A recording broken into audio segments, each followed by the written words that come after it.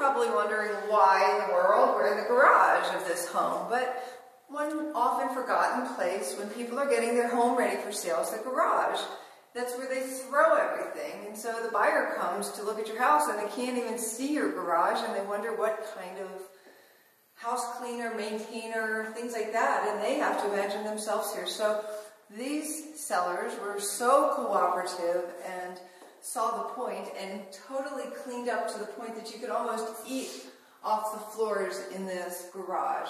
They've organized everything, they've hung their bikes, they've hung their ladders, they've put their lawnmowers nicely, they bought new rugs to go under their cars because the others were so trashed.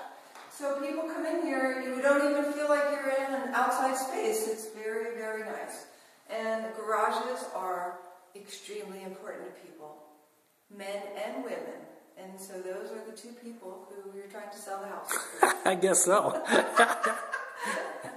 So don't forget to organize and declutter your garage.